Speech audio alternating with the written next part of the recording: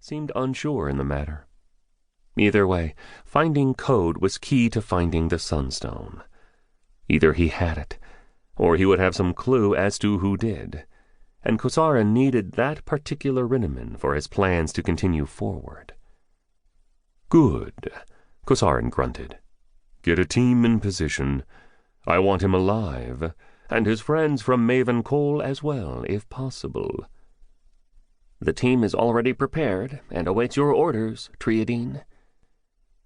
Kosarin's tendra paused as he looked up at Weil, allowing a brief smile to cross his face. "Thank you. You have proved a valuable instrument. I could not have done this without you." That wasn't exactly true, but Weil had at least expedited the process. "I live to serve you, Triadine."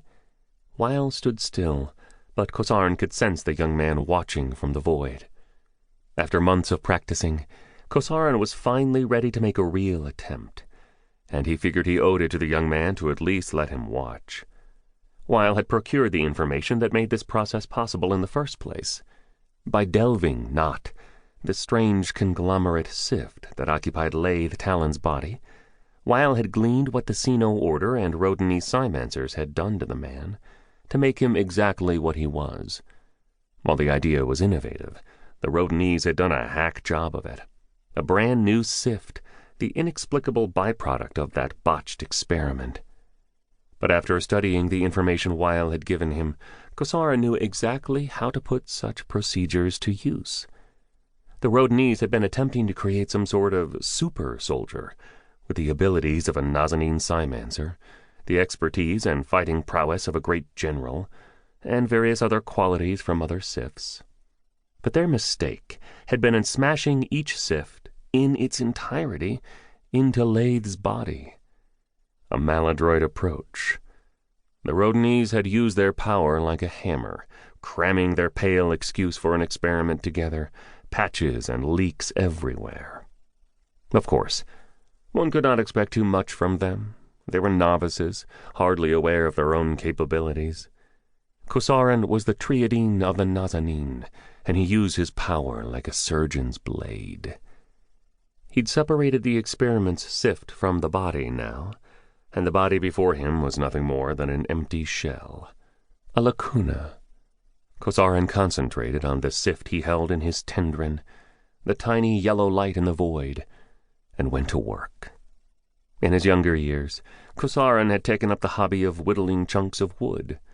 He'd crafted the figures of a king and queen, crowned and square-shouldered, for his parents, kittens and bunnies and dolls for his sisters, dolls for himself, too, until he had an entire army of them, an army he could control and manipulate, every soldier bending to his will.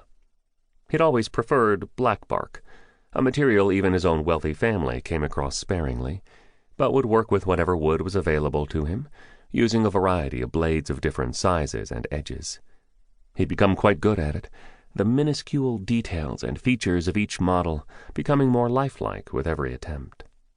The material's essence and potential cried out to him, and he began to discern what any block of wood might become before even taking a knife to it. He embraced what others would discard, shaping the scars and knots in the wood into the strongest aspects of the figure it would become. Eventually, the cultivation of more important duties and talents had eclipsed his carving, but Kosarin felt a great deal of nostalgia and pleasure as he worked with his tendrin now, whittling away at this man's sift. He could see the essence of exactly what he wanted, the barest sliver of magic embedded in this man's being. He'd practiced this exact procedure on dozens of test subjects over the past few months, the process both tedious and full of errors at first. Eventually, he'd rediscovered his ability to see a material's worth, the flaws and flourishes that made it special, and exploit them. A street urchin's perspicacity here, an old man's stone will there, a young woman with no family whose crocheting ability surpassed all others. While the initial products were too rough and uneven to prove serviceable, they'd just been practice after all.